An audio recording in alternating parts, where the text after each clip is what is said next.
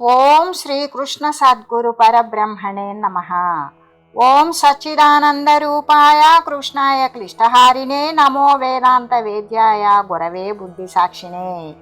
ఓం సశంఖచక్రం సకిరీట కుండలం సపీత వస్త్రం సరసీరుహేక్షణం సహార వక్షస్థల కౌస్తుభశ్రియం నమామి విష్ణుం శిరసా చతుర్భుజం. శ్రీ మహాభాగవతం ద్వితీయ స్కందము. ఓ పుణ్యాత్మ రాజా, జీవుడు భగవత్కృపతోటే శరీర ధర్మాలైన ఎన్నో జన్మల నుండి పరంపరగా కలిగిన ఈ ముసలితనము, శరీరము ధరించడం, ముసలితనం రావడం, వ్యాధులు, మరణాలు, వీటినన్నింటినీ కూడా తప్పించుకొని ఆత్మధర్మాలైన పుణ్యపాపాల నుండి కూడా విముక్తి పొందుతాడు. పూర్వం సంపాదించిన అపహత పాపవత్వం మొదలైన 8 గుణాలతో కూడా భగవంతుని శరీరంగా అవుతాడు. భగవత్ పరతంత్రమైనటువంటి ఆత్మబుద్ధిని పొంది దివ్య మూలములు, అనులేపనాలు, గంధాలతో కూడిన దివ్య విగ్రహాన్ని పొందుతాడు. ఇలా హరి యొక్క స్వరూపం పొందటమే ముక్తి అని తెలియజేస్తూ, మరి ఇంకా ఈ ఉత్పత్తి, స్థితి, లయము ఇవి ఎవరి వల్ల కలుగుతున్నాయో ఆ చేతన పరబ్రహ్మమే ఆశ్రయము, ఆయనే పరమాత్మ. నేత్రము మొదలైన ఇంద్రియాలలో ద్రష్ట రూపంలో జీవుడు ఉన్నాడు. నేత్రాదులకు సూర్యాదులైన దేవతలు అధిష్టాన దేవతలు. మరి ఇది అధిదైవకము. ఈ ఆత్మ చైతన్యంలో ఆధ్యాత్మిక అధిదైవిక విభాగానికి హేతువు.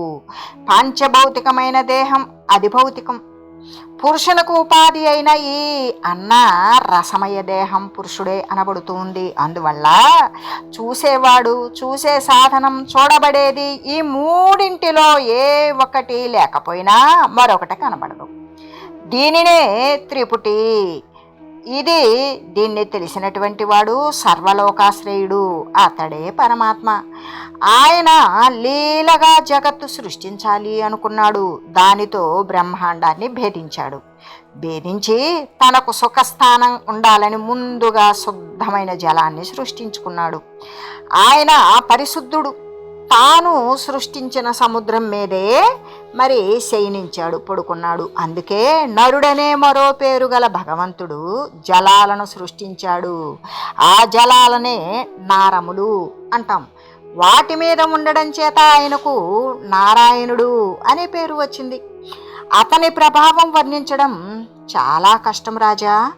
ఉపాదానమైన ద్రవ్యము, సంచితం, ప్రారబ్ధం, ఆగామి అనే 3 విధాలైన కర్మము, కళా, కాష్ట మొదలైన విభాగాలతో భిన్నమైన కాలము, జ్ఞానాధికమైనటువంటి జీవుని స్వభావము అనుభవించే జీవుడు, ఇవన్నీ కూడా ఆయన యొక్క అనుగ్రహం వల్లనే ప్రవర్తిస్తాయి.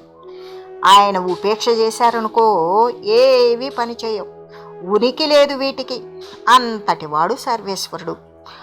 ఆయన మొదట్లో ఒకడే, కానీ దేవతలుగా, మనుష్యులుగా మొదలైన రూపాలలో అనేకం కావాలని అనుకున్నాడు.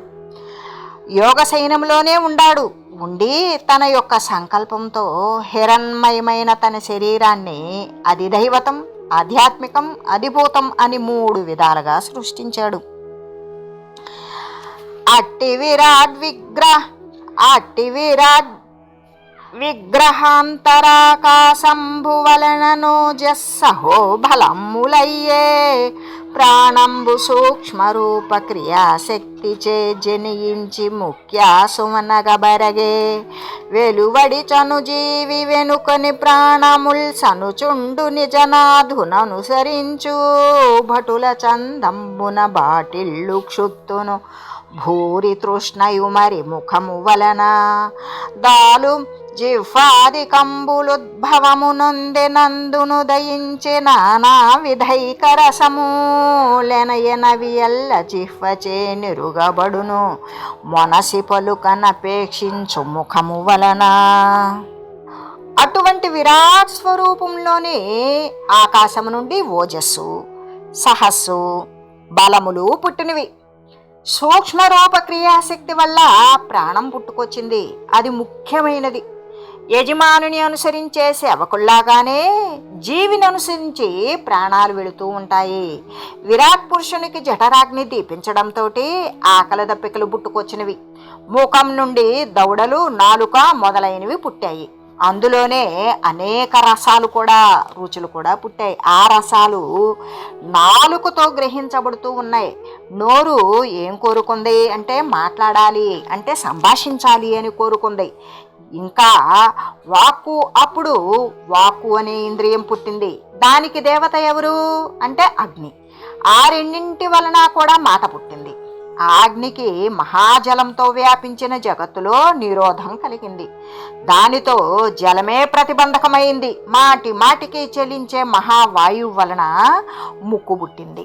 అలా వాయుదేవత అయినటువంటి ముక్కు గంధాన్ని అంటే వాసనని గ్రహింపగలిగింది. విరాట్ పురుషుడు కంటికి కనిపించని ఆత్మను తనలో చూడాలి అనుకున్నాడు. అప్పుడు తేజస్సుతో ఆదిత్య దేవత అయి రూపాన్ని గ్రహించే కనుల జంట, రెండు నేత్రద్వయము అనేది పుట్టింది. మునులంతా భగవంతుని ప్రార్థించారు. ఆయన అప్పుడు దిగ్దేవతాకమయ్యాడు. దిగ్దేవతయై శబ్దగ్రాహకమైన శబ్దాన్ని గ్రహించడానికి అనువైన శ్రోత్రేంద్రియాన్ని అంటే చెవులను పుట్టించాడు. సృష్టించే పురుషుని వలన త్వగింద్రియానికి, ఈ చర్మము అనేటువంటి ఇంద్రియానికి అధిష్టానమైన చర్మం పుట్టింది. ఆ చర్మం వస్తువులలోని మృదుత్వము, కఠినత్వాలను, తేలికలను, బరువులను, చల్లదనాన్ని, ఉష్ణత్వాన్ని కూడా గ్రహిస్తూ ఉంది. చర్మము నుండి రోమాలు పుట్టినవి. వీటికి వృక్షాలు అధిదేవతలుగా అయ్యాయి. చర్మాన్ని అధిష్ఠించి స్పర్శగుణం కలిగి అంతర్బహిర్ ప్రదేశాలను ఆవరించిన వాయువు వలన చేతులు పుట్టుకొచ్చాయి. అవి చాలా బలంగా ఉంటాయి. వస్తువును గ్రహించడం మొదలైన పనులు చేయటం అవి చేస్తూ ఉంటాయి. వాటికి ఇంద్రుడే అధిదేవత. ఇష్టం వచ్చిన చోటికి వెళ్ళే ఈశ్వరుని వలన పాదాలు పుట్టుకొచ్చినవి. వాటికి అధిదేవత ఎవరు? విష్ణువు. ప్రజల ఆనందం కోరే భగవంతుని వలన ప్రజాపతి దేవతగా, స్త్రీ సంభోగం మొదలైన కామ్యసుఖాలు కార్యాలుగా శిస్నము, ఉపస్థములు పుట్టాయి. అయితే సూర్యుడు అధిదేవతగా కలిగి తిన్నటువంటి అన్న సారాంశాన్ని విడవడానికి ఉపయోగపడటానికి పాయువు అనే గుదం కూడా పుట్టింది. అది ఉభయమలాలను కూడా విసర్జిస్తూ ఉంటుంది. ఒక శరీరం వదిలి మరో శరీరం ధరించాలి అనుకున్నప్పుడు మొదటి శరీరం వదిలిపెట్టడానికి బొడ్డు పుట్టింది. అదే ప్రాణాపానాల బంధన స్థానం. ఆ బంధం విడిపోవడమే మృత్యువు. ఇక్కడ ప్రాణవాయువు, అపానవాయువుల యొక్క బంధన స్థానం బొడ్డు. ఆ బంధం విడిపోవడమే మృత్యువు. పై శరీరాన్ని, క్రింది శరీరాన్ని వేరు చేసేది కూడా అనాభియే. ఆహార పానీయాలు ధరించడానికి పేగులు, పొట్ట, నాడీ సమూహం కూడా కల్పించబడ్డాయి. వాటికి నదులు, సముద్రాలు అధిదేవతలుగా ఉన్నారు. వాటి వల్ల తుష్టి, పుష్టి అనే ఉదరం భరించే రస పరిణామాలు కూడా కలిగాయి. విరాట్ పురుషుడు తన యొక్క మాయను ధ్యానించడంతో అప్పుడు కామాలకు, సంకల్పాలకు నిలయమైనటువంటి హృదయం పుట్టుకొచ్చింది. దాని నుండి మనసు, చంద్రుడు, కాముడు, సంకల్పము కూడా పుట్టాయి.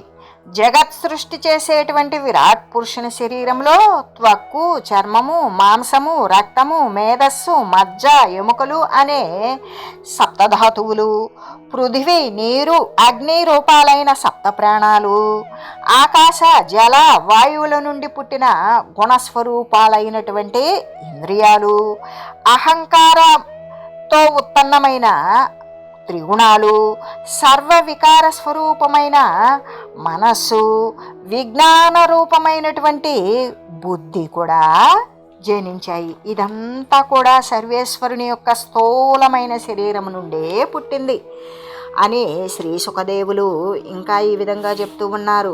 ఓ రుసఫృదివ్యాద్యష్టావరణావృతమై సమగ్ర వైభవముల బంకరుహ భవాండాతీత స్ఫురణం జలువందునతి విభూతి దలిర్పన్.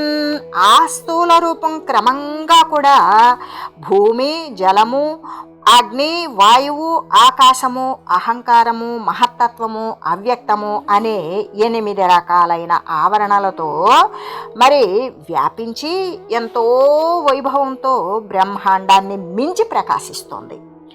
పొలుపగు సకల విలక్షణములు గలయాద్యంత శూన్యమును నిత్యమునై లలి సూక్ష్మమై మనోవాక్కుళకం దళబోయగాన గోచరమగుచున్. ఆ విరాట్ పురుషుని యొక్క సూక్ష్మరూపం బహు విలక్షణమైనది. దానికి ఆది కానీ అంతము కానీ లేనేలేవు. నిత్యమై శాశ్వతమై వాక్కుకు మనసుకు అందకుండా ఉంటుంది.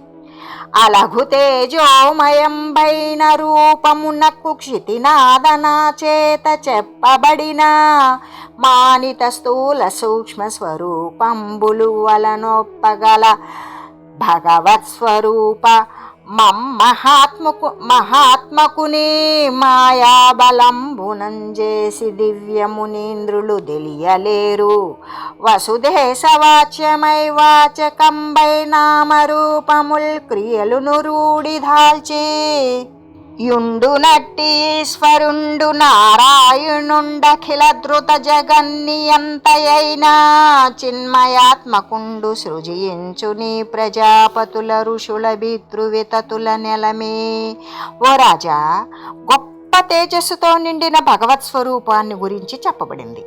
అయితే స్థూలము సూక్ష్మము రూపాలతో ఉండే ఆ రూపాన్ని పరమాత్ముని మాయ వల్ల దివ్యమునులు కూడా తెలుసుకోలేకపోతున్నారు.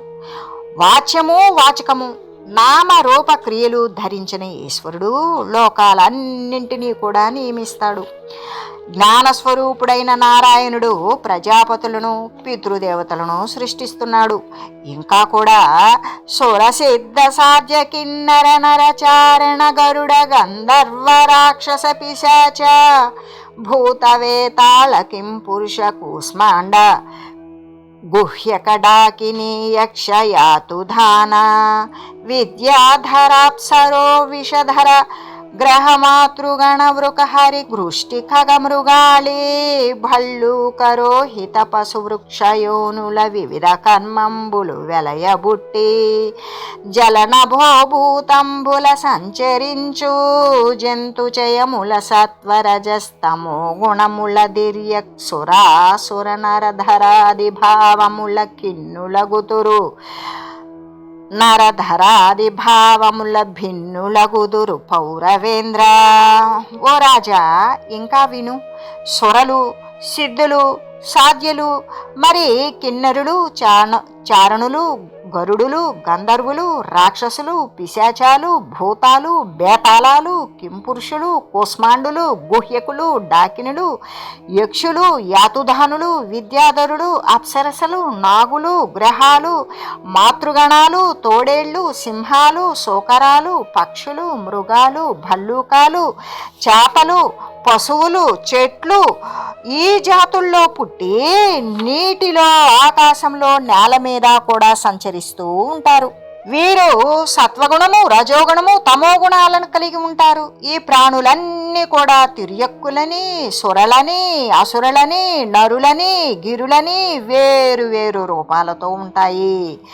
ఇరవందంద్రుహిణాత్మకుండైరమాధీసుండు విశ్వంబు సుస్థిరతం చేసి సురాది రూపుడై రక్షించున్ సమస్త ప్రజోత్కర సంహారము సేయునప్పుడు హరాంతర్యామి అయింతయున్ హరియుంచుం భవనుండు మేఘముల మాయం జేయ చందంబునన్. విష్ణువే చతుర్ముఖ రూపంలో విశ్వాన్ని సృష్టిస్తాడు. ఆ విష్ణు స్వరూపంతో రక్షిస్తాడు. ప్రజలందరినీ సంహరించేటప్పుడు హరునిలో అంతర్యామి అయ్యుండి గాలి మేఘాలను మాయం చేసినట్లుగానే అంతా సంహరించేస్తాడు. ఈ పగిదిని విశ్వము సంస్థాపించును మనుచు నడచు ధరాత్మకుడై ఈ పగిదిని విశ్వము సంస్థాపించును మనుచు నడచు ధర్మాత్మకుండై దీపిత తిరియజ్ఞరసుర రూపంబులు దానదాల్చి రూఢిదలిర్పన్. ఇలా ధర్మస్వరూపుడైన దేవుడు విశ్వాన్ని సృష్టిస్తాడు, పోషిస్తాడు మరియు సంహరిస్తాడు. తానే నరులు, సురలు, పశుపక్ష్యాది రూపాలు కూడా తానే ధరిస్తాడు. హరి అందునాకాశమాకాశమున వాయువ నిలంబు వలన హుతాసనుండు హవ్యవాహనునందు నంభువులుదకంబు వలన వసుందర కలిగే ధాత్రి వలన బహు ప్రజావలి ఉద్భవం బయ్యే నింతకు మూలమయ్య సగునట్టి నారాయణుడు చిదానంద స్వరూపకుండవ్యయుండజుడు ననంతుడాడ్యుండాది మధ్యాంత శూన్యుండనాధినిధనుడు. అతని వలనను సంభూతమైన ఎట్టి సృష్టి హేతు ప్రకారమీక్షించి తెలియజాలరెంతటి మునులైన జనవరేణ్య. ఈ శ్రీహరియందు ఆకాశం పుట్టింది, ఆ ఆకాశం నుండి వాయువు, దాని నుండి అగ్ని, అగ్ని నుండి నీరు, నీటి నుండి భూమి, దాని నుండి నానా జీవ సంతతి కలిగింది. మూలం మాత్రం నారాయణుడే. ఆయన జ్ఞానరూపుడు, ఆనంద స్వరూపుడు, అవ్యయుడు, పొట్టనివాడు, అంతమే లేనివాడు, ఆది మధ్యం అంతం లేని అనాది నిధనుడు. అతని వల్లనే పుట్టిన ఈ సృష్టి స్వరూపమేమిటో ఎంతటి మునీశ్వరులు కూడా తెలియలేరు రాజా. అంతేకాదు, ధరణి సోత్తమ భూత సృష్టినిటు సంస్థాపించి రక్షించు నా హరి కర్తృత్వము నల్లకాత్మగత మాయారోపితం చేసి తా నిరవధ్యుండు నిరంజనుండు పరుడు నిష్కించునుండాడ్యుడున్ నిరపేక్షకుండును నిష్కళంకుడగుచున్ నిత్యత్వము పొందెడిన్. ఓ రాజా, ఇలా ప్రాణులన్నింటినీ కూడా సృష్టిస్తూ రక్షిస్తూ ఉన్న ఆ హరి తనకు ఏమాత్రం కూడా కర్తృత్వాన్ని అంగీకరించడం, ఇదంతా కూడా మాయే చేసింది అంటాడు. తాను నిరవధ్యుడు, నిరంజనుడు, పరుడు, నిష్కించనుడు, ఆఢ్యుడు, నిరపేక్షుడు, నిష్కలంకుడు అయి శాశ్వతమైన తత్వాన్ని పొందుతాడు. బ్రహ్మకు సంబంధించిన ఈ కల్పస్వరూపం అవాంతర కల్పంతో సహా నీకు సంగ్రహంగా తెలియజేశాను రాజా. ఇటువంటి ప్రాకృతమైన వైకృత కల్ప ప్రకారాలు, వాటి యొక్క పరిమాణాలు, కాలకల్పాల లక్షణాలు, అవాంతర కల్పాలు, మన్వంతరాలు మొదలైన విభాగాలు నీకు విస్తరించి చెబుతాను. అదే పద్మకల్పం అనదగునని సుఖమహర్షి పరీక్షిత్తుకు చెప్పాడు అని శ్రీ సూత మహర్షి మరి సౌనకాది మహర్షులకు తెలియజేశాడు. అప్పుడు విని సౌనకుండు సూతుంగనుగొని ఇట్లనియ సూత కరుణోపేత జననుత గుణ సంఘాత ఘన పుణ్య సమేత విగత కలుషవ్రాత. ఇదంతా విని సౌనకాది మహర్షుల్లో సౌనకుడు సూతను చూసి ఇలా అన్నాడు: ఓ సూత, ఓ కరుణోపేత, నీవు ప్రశంసింపదగిన సద్గుణాలన్నీ కలిగిన వాడువు, పుణ్యసమేతుడువు, పాపరహితుడువు, భాగవతోత్తముడివే అయినటువంటి విదురుడు బంధువులను మిత్రులను విడిచి లోక పవిత్రాలు కీర్తనీయాలు ఆయన ఎన్నో తీర్థాలను దర్శించి తిరిగి వచ్చి కౌశారవి అయిన మైత్రేయుని దర్శించాడు. మైత్రేయుని దర్శించి ఆయన వలన ఆధ్యాత్మ బోధ పొందాడు అని విన్నాము. దానిని అదంతా కూడా వివరంగా తెలియజేయండి అని సౌనకాదిమునుడు అడుగగా, అప్పుడు సూతుడు సౌనకాదులతో ఇలా అంటూ ఉన్నాడు: వినుడిప్పుడు మీరు నన్నడిగిన తెరంగున సుఖమునీంద్రగేయు పరీక్షిజ్జనపతి అడిగిన నతడా తనికెరిగించిన విధంబుదగ నిరిగింతున్. వినండి మహర్షులారా, ఇప్పుడు మీరు నన్ను ఏ విధంగా అడిగారో అలాగే సుఖమహర్షిని పరీక్షిత్తు కూడా అడిగున్నాడు. అప్పుడు ఆ సుఖదేవుడు చెప్పినటువంటిది పరీక్షిత్తుకి నేను దానిని గురించి మీకు వివరిస్తాను, మీరు సావధాన చిత్తముతో వినండి అని చెబుతూ, రామగుణాభిరామ దినరాజ కులాంబుది సోమతో యదశ్యామ దశానన ప్రబల సైన్య విరామ సురారి గోత్ర రామ సుబాహుబాహుబలదర్పతమః పటు తీవ్రధామ నిష్కామ కుబ్రుల్లలామ గరకంఠ సతీ నుతనామ రాఘవ. ఓ రామ, సుగుణాభిరామ, సూర్యవంశ సముద్రానికి చంద్రుని వంటి వాడవు, నీలమేఘ శ్యాముడవు, రావణుని ప్రబల సైన్యమంతా సంహరించిన వాడవు, రాక్షసులనే పర్వతాలకు ఇంద్రుని వంటి వాడవు, సుబాహుని బాహుబల గర్వం అనబడే చీకటిని పోగొట్టిన సూర్యుని వంటి వాడవు, ఏ కోరిక లేని వాడవు. ఓ రాజోత్తమ, పార్వతీదేవి చేత ప్రశంసింపబడే నామం కలిగిన ఓ రాఘవోత్తమ రామ, అమరేంద్ర సుత విదారణ కమలాప్త తనూజ రాజ్య కారణ భవ సంతమసధినేశ్వర రాజోత్తమ దైవత సార్వభౌమ దశరథ రామ.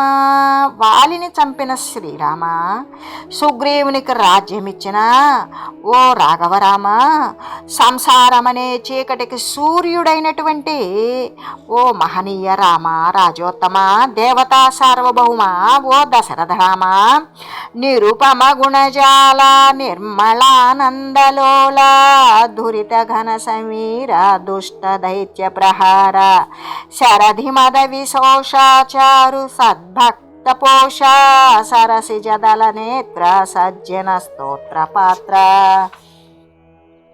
సాటిలేని గుణ సముదాయం కలిగిన వాడవు, నిర్మలమైన ఆనందంలో ఓలలాడేవాడవు, పాపములు అనే మేఘాలను పారద్రోలే వాయు సమానుడువు, దుష్ట రాక్షస సంహారకుడవు, సముద్రుని యొక్క గర్వం ఎండగట్టిన వాడవు, చక్కని భక్తులను పోషించేవాడవు. ఓ పద్మనేత్ర, సజ్జనుల యొక్క స్తుతులకు పాత్రమైన వాడవు అని శ్రీ సుఖదేవులు మరి ప్రార్థిస్తూ ఉన్నారు. ఓం మంగళం శ్రీ కురుక్షేత్ర రణక్షోణి విహారిణే పార్థసారథి రూపాయ గీతాచార్యాయ మంగళం.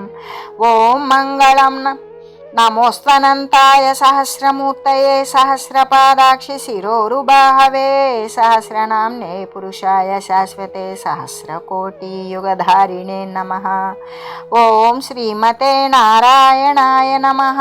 శ్రీమన్నారాయణ చరణౌ శరణం ప్రపద్యే. హరి ఓం తత్సత్.